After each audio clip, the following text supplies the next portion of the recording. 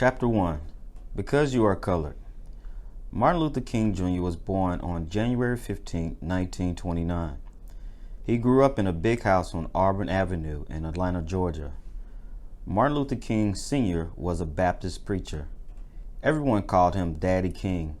He was a strong, proud man who taught his children to be proud also.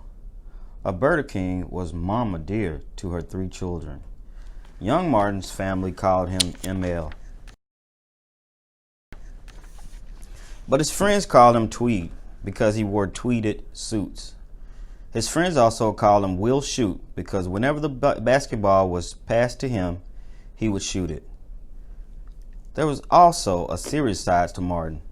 He questioned segregation. Segregation meant that black people were treated differently from other people.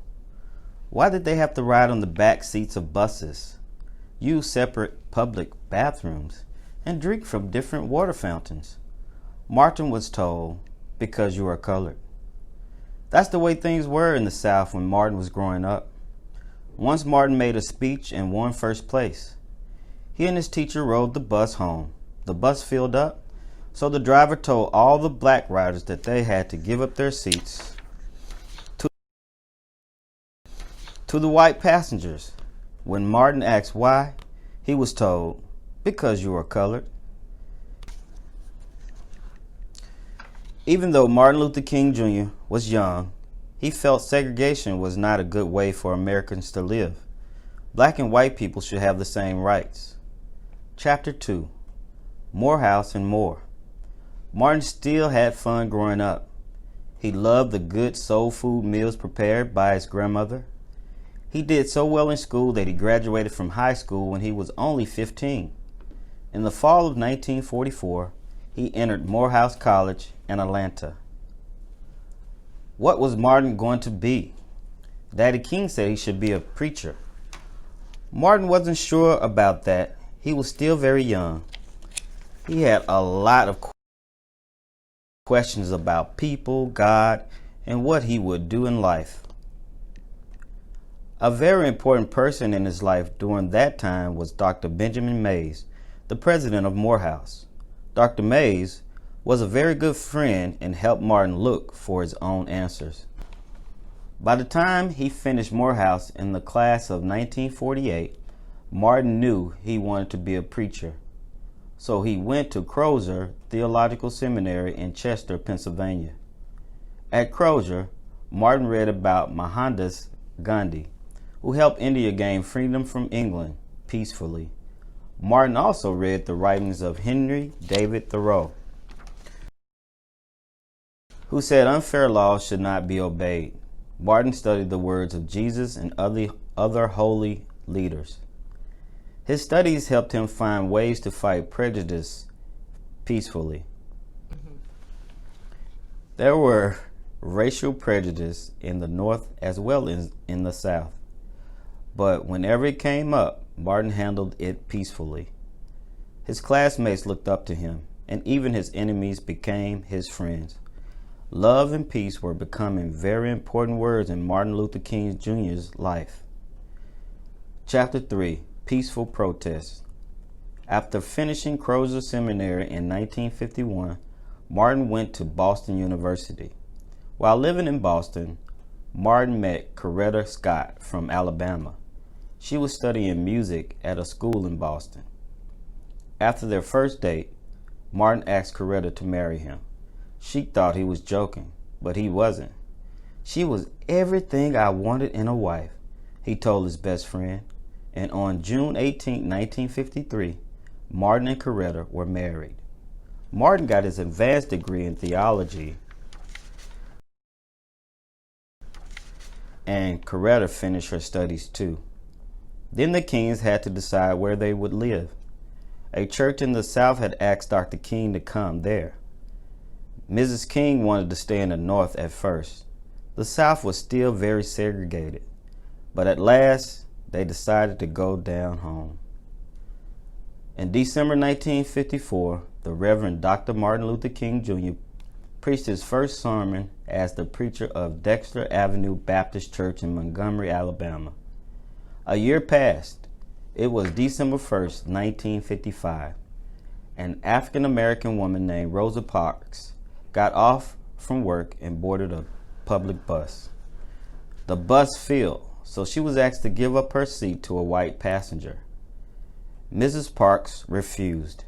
At that time, it was against the law for Mrs. Parks to refuse to give up her seat to a white person when the bus was crowded. So she was taken to the police station. Black leaders in Montgomery called a meeting that evening at Dr. King's church. It was decided that a bus strike might help to change the unfair laws. Dr. King was asked to be the leader. He said he would, but only if the people taking part in the bus strike were peaceful. For months and months, black people of Montgomery didn't ride the public buses. 1 year later, the bus company agreed to let all people, black and white, sit where they wanted. After the Montgomery bus strike, Dr. King started the Southern Christian Leadership Conference. He moved his family to Atlanta. Daddy King was very happy to have his son and family home again.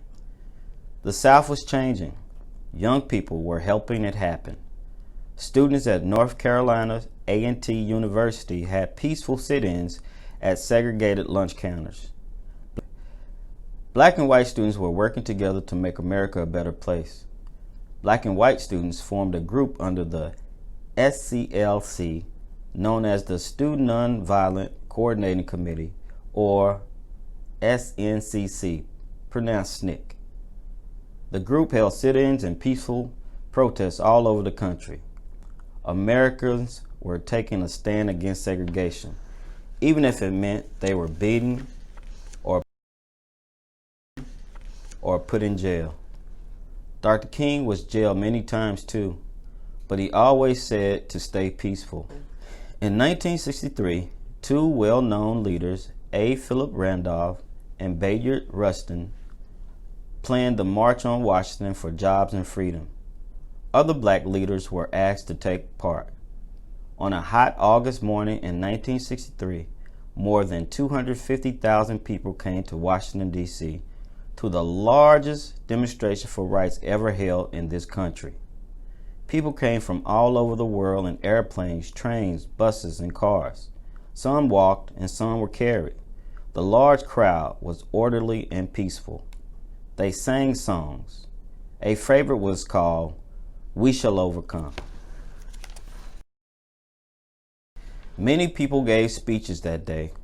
At the end of the long day, there was one more speaker, Martin Luther King Jr. He talked about having a dream where Americans lived in peace and friendship. "Let freedom ring," he said, and one day he hoped all Americans might sing, "Free at last, free at last." Chapter 5, We Shall Overcome. For his work, Dr. King was given the Nobel Peace Prize in 1964. He was the second African American to win this high honor. President John F. Kennedy had pushed for laws that would protect the rights of all races, but he had been killed on November 22, 1963. President Lyndon B. Johnson wanted to work for equal rights too. Dr. King was at the White House the day President Johnson signed the Voting Rights Act on August 6, 1965. Dr. King believed in peace. Some people didn't. They beat his followers. Churches were burned. Dogs and water hoses were turned on peaceful marchers. People were put in jail. Some were even killed. Many times people said they wanted to kill Dr. King. Workers in Memphis, Tennessee, asked him to help them plan a peaceful march. Dr. King went to Memphis. The march ended in violence. This bothered Dr. King very much. He wanted to hold another march, so he returned to Memphis. He stayed at the Lorraine Motel. On April 4, 1968, Martin Luther King Jr. was killed by James Earl Ray. Ray served a life sentence in Tennessee State Prison. He died in 1998. Mrs. Coretta King began the Center for Nonviolent Social Change in Atlanta. People came from all over the world to study Dr. King's life, writings, and peaceful demonstrations. Today, the birthday of Martin Luther King Jr. is a holiday.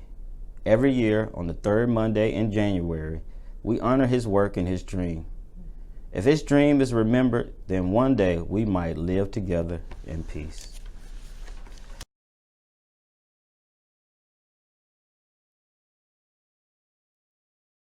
Freedom is never voluntarily given by the oppressor. It must be demanded by the oppressed. I have a dream that one day this nation will rise up and live out the true meaning of its creed. We hold this trust to be self-invading, that all men are created equal.